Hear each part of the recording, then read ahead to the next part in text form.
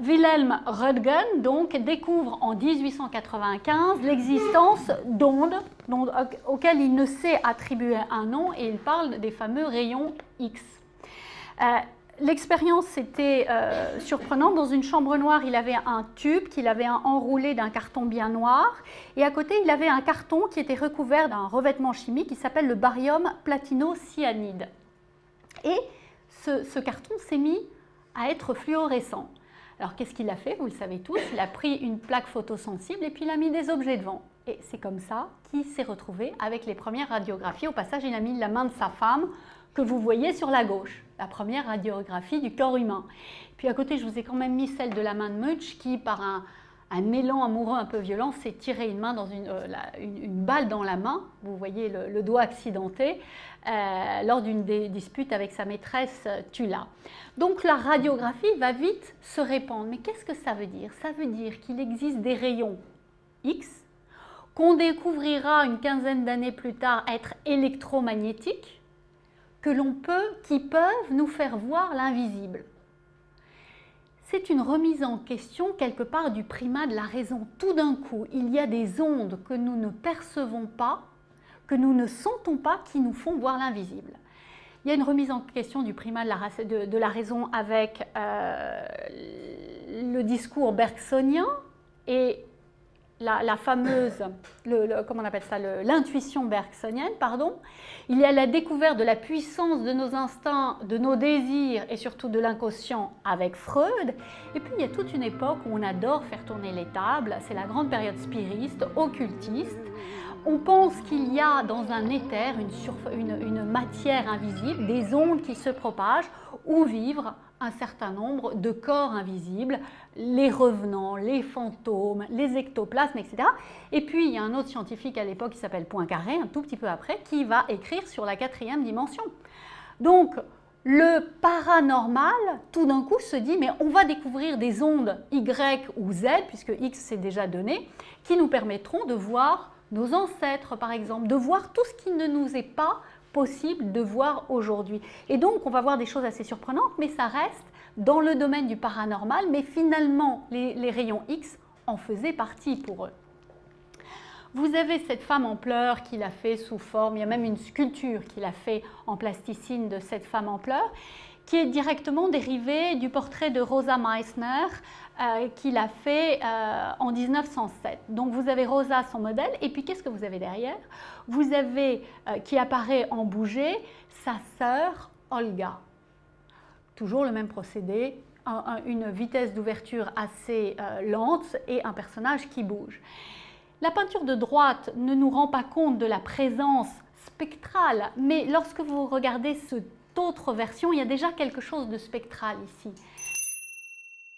Mais vous l'avez beaucoup plus nettement avec une œuvre antérieure qui est Puberté. Puberté, c'est l'entrée dans la sexualité féminine, c'est-à-dire dans l'angoisse de la sexualité dans lequel vit Munch, c'est le grand mythe autour de la femme fatale. Eh bien, cette angoisse, elle existe, elle est visualisée. C'est cette gangue noire que vous avez à droite de Puberté. Et en fait, déjà, il ressentait, il rendait visibles les émotions, c'est le principe du symboliste et ce qui deviendra aussi l'expressionniste dont on le considère comme un précurseur. Eh bien, vous retrouvez la même chose en photographie. On va voir arriver des spectres, mais on va essayer, vous allez le voir, on va essayer de photographier les âmes et les humeurs. Il y avait un homme qui en était le spécialiste, c'était un certain Mumlers. Et ici, voici une caricature qui apparaît dans le Harper de 1869. Donc, vous voyez, ce genre de photo remonte à très très loin. Vous avez un jeune monsieur Dobb, qui vient se faire photographier à la demande de son épouse. Et quand on fait le tirage, mon Dieu, quelle horreur, elle est absolument horrifiée. On découvre les spectres de ces 5 veuves. N'est-ce pas? Donc, Parce que ce qu'il n'avait pas réalisé, c'est que M. Memler était un spécialiste de cette photo qui rendait visible l'invisible. Et des comme ça, il y en a beaucoup. Voici Memler qui a fait le portrait de Mary Todd Lincoln. A priori, il ne savait pas du tout que c'était la veuve Lincoln. Et au tirage, surprise, le profil de son époux décédé.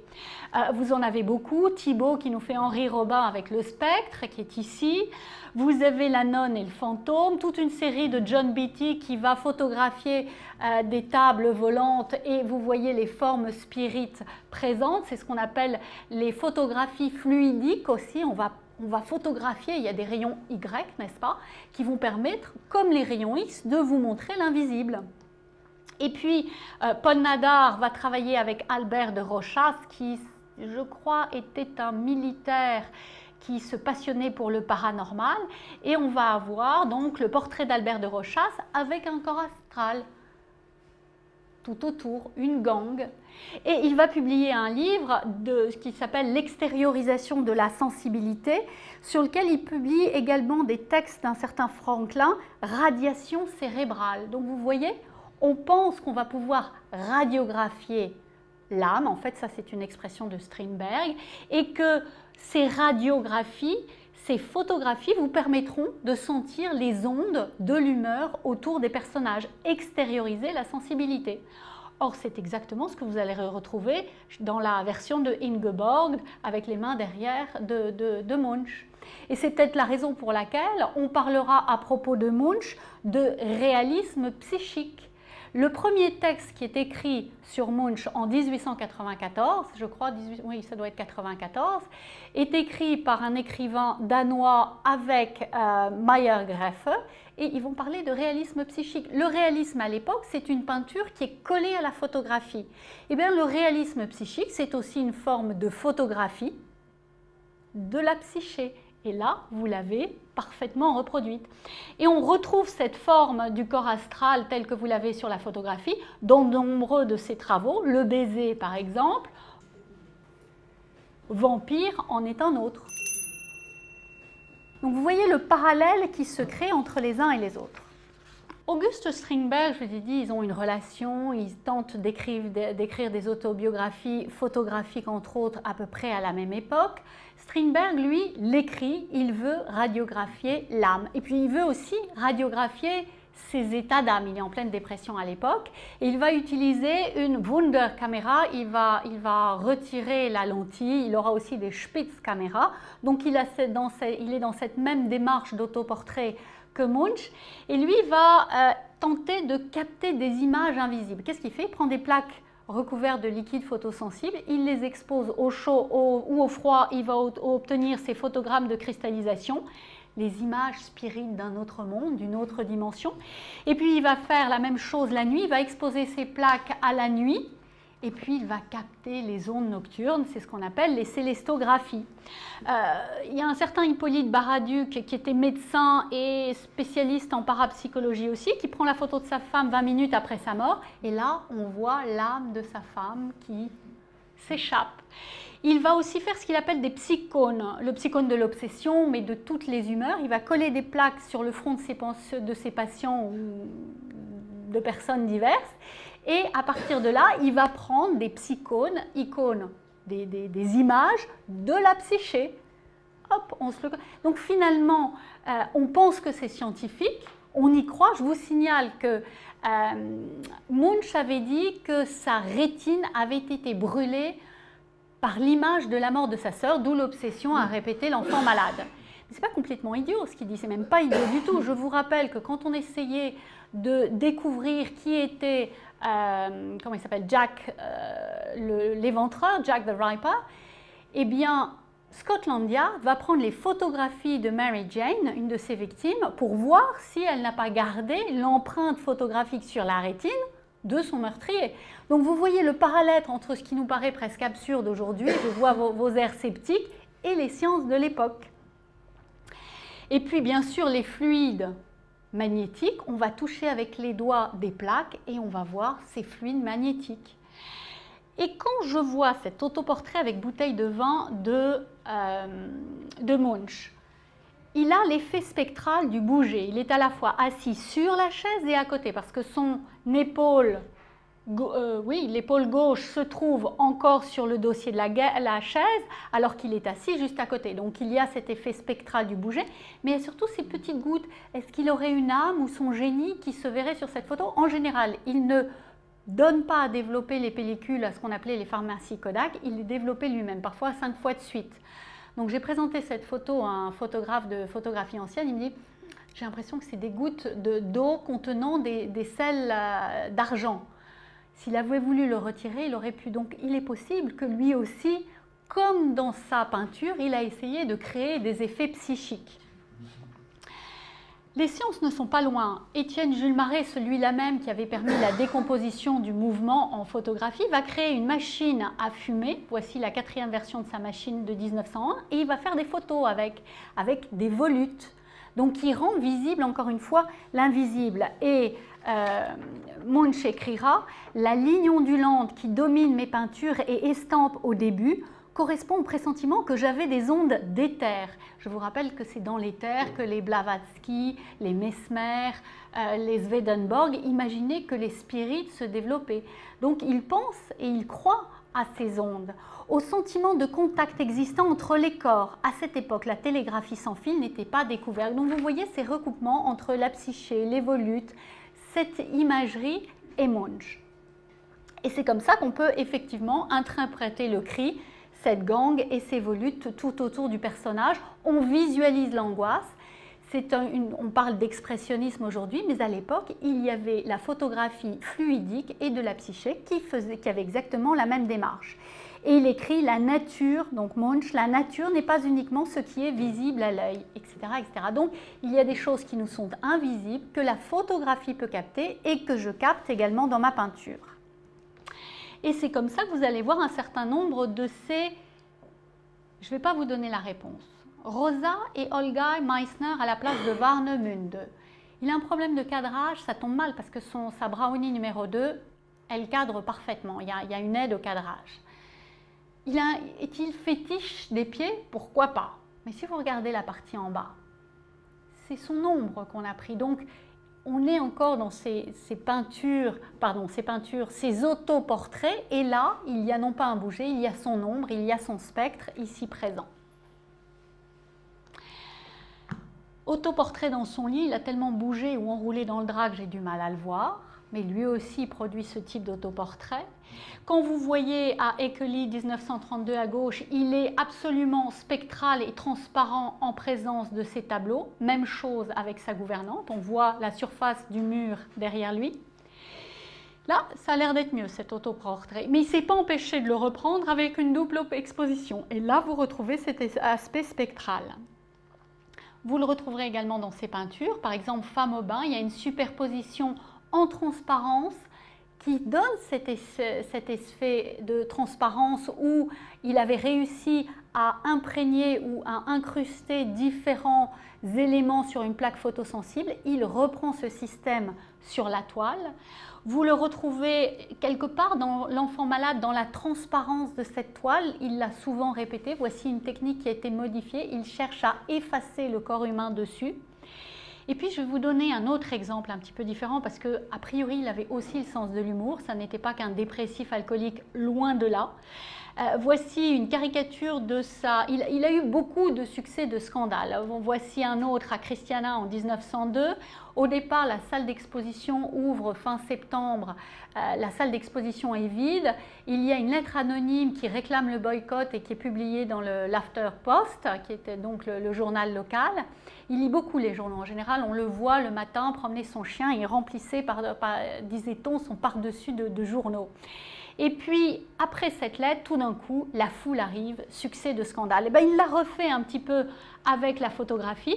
Vous voyez ici la salle vide, mais qui semble hantée.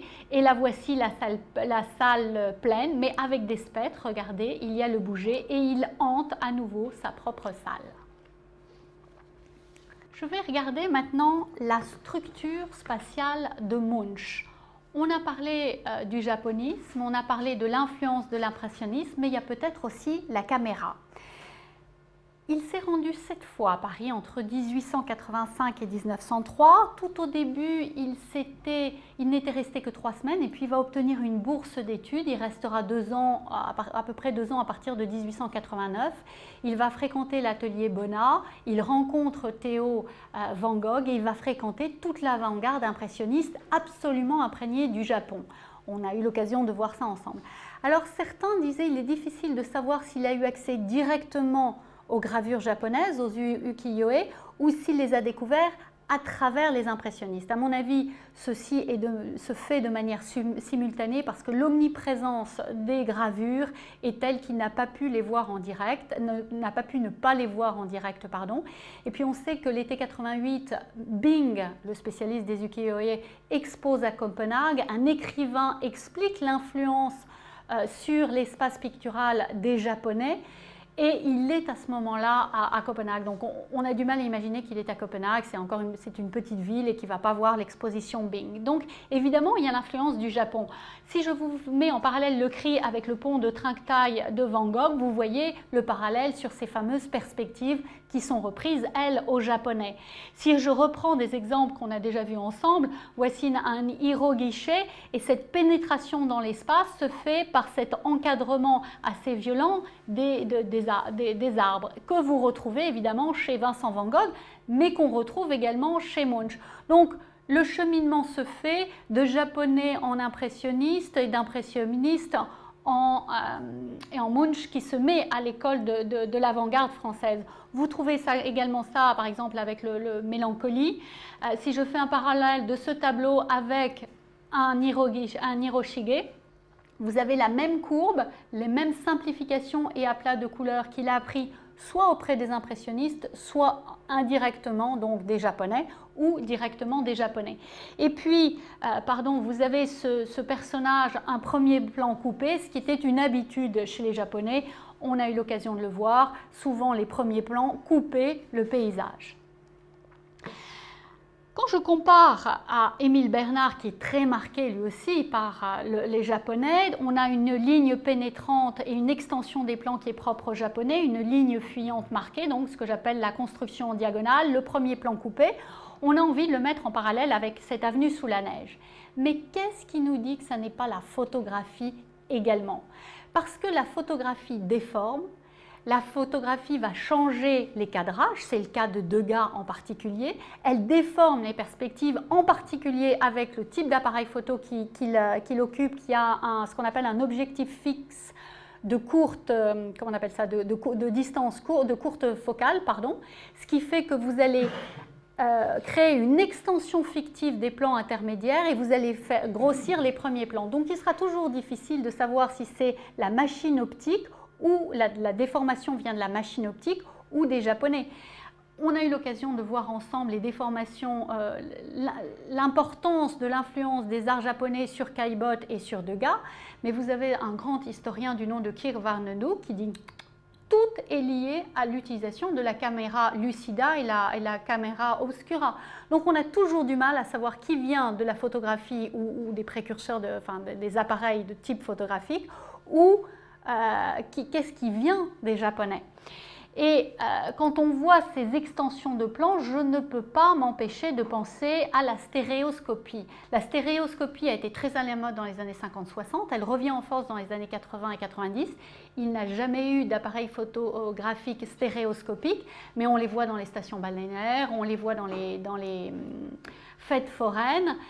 Dans les manuels, on explique bien aux photographes de stéréoscopie qu'il faut se concentrer sur des lignes, sur des paysages et des motifs qui ont des lignes de fuite, qui ont des perspectives marquées. Parce que si vous prenez en photo un mur blanc avec votre stéréoscopie, la photo en 3D, vous ne l'aurez jamais. Parce que je vous rappelle qu'on voyait ces photos avec des sortes de jumelles, les deux photos se superposent et vous avez un effet 3D. Donc il faut un 3D naturel pour arriver à le reproduire avec la stéréoscopie. Vous voyez ça donc avec le pont. On le retrouve par exemple ici, regardez cette extension du plan intermédiaire qu'on a avec la photographie d'un stade grec. Et puis comme par hasard, vous avez ici un fjord scandinave qui est pris en photo. Et si je vous mets en face le cri, Je vous ai dit et redit qu'il y avait l'influence des Japonais. Cette fois, je vous dis, ah oui, mais la photographie, elle n'est pas loin non plus.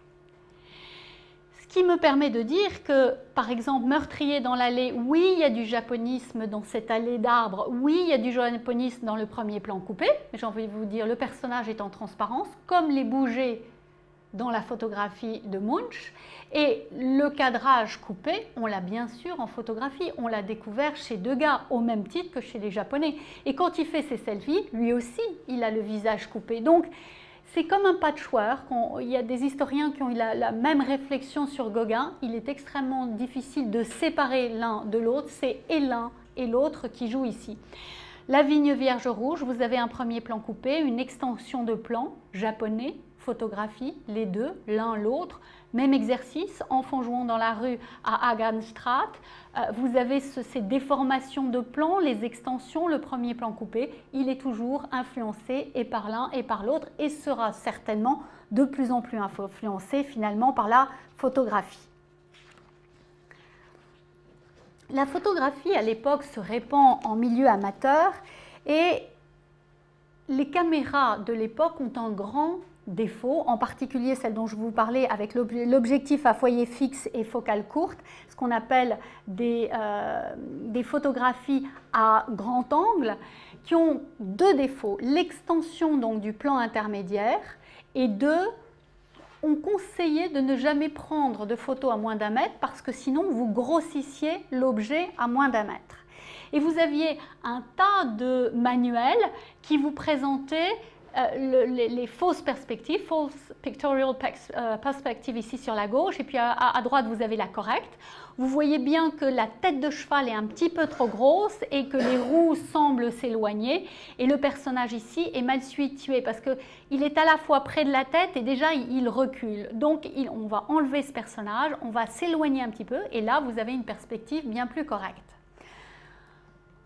Un autre manuel chez les Français, enfin du Photo Magazine de 1904, les petites mésaventures d'un débutant. Vous voyez bien ici que la main semble très proche et les pieds beaucoup plus éloignés. Donc il faut faire très attention aux effets d'extension des plans intermédiaires.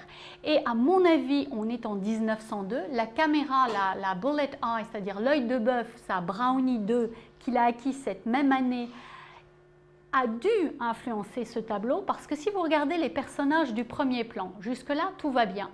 Mais étant donné la diminution de la taille de ces deux personnages derrière, à mon avis, elles devraient être 10 mètres plus loin. Or, elles sont contre une maison qui, je suis désolée, soit elle est monumentale et elle apparaît d'une taille normale, soit la maison, elle est proche. Donc vous voyez qu'il est en train de jouer avec des effets d'extension de plan avec les deux femmes qui sont derrière, alors qu'il n'y a pas de recul de la maison à droite. Et évidemment, quand il fait ses selfies, l'autoportrait à la Marat, lui apparaît à peu près normalement, par contre ses pieds sont beaucoup trop loin. Et il va exagérer la tendance avec la table d'opération, regardez la taille de ses pieds. C'est comme si on avait pris des jumelles et on les avait retournées quelque part, ce qui est l'effet de la optique de la caméra.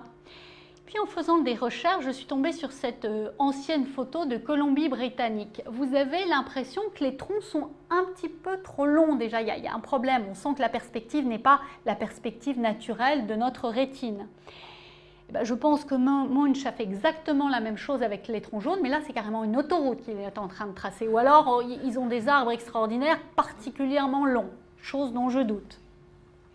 L'autre défaut de la caméra, c'est donc de grossir, de donner une prééminence aux mains qui sont à moins d'1 mètre, d'où ce dessin toujours dans Harper.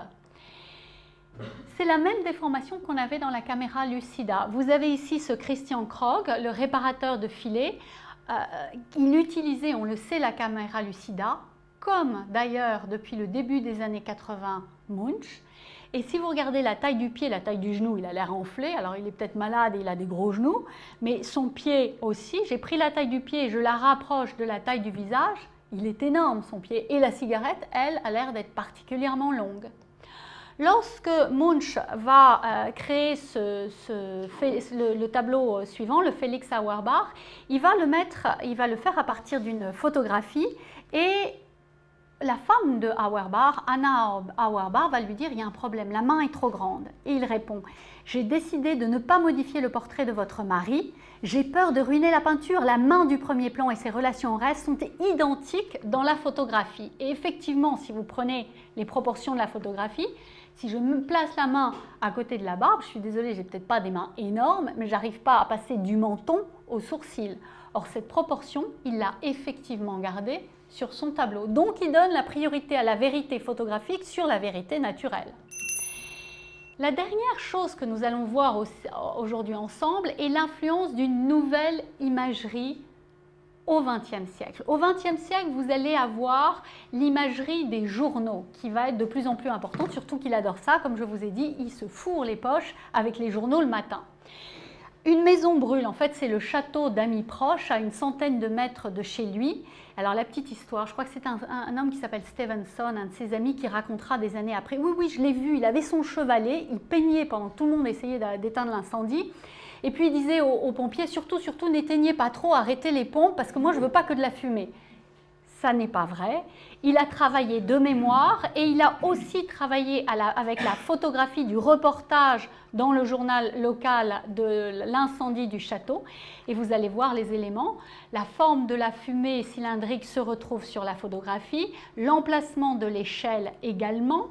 On a un personnage coupé à gauche comme sur la photographie. On ne peut pas choisir du cadrage, on ne les fait pas poser, d'où ces personnages coupés. Vous avez un homme vu de face ici, les mains dans les poches, on le retrouve vu de dos. Vous avez cette femme sur la droite avec un chapeau qui est exactement repris ici, même chapeau, même col, même robe. Et vous avez ces deux femmes de chambre qui se sauvent et effectivement dans l'article, on explique que l'incendie a été provoqué par un court-circuit d'un aspirateur des femmes de chambre. À cette époque-là, dans les journaux, on va faire ce qu'on appelle des photos de surpreneurs.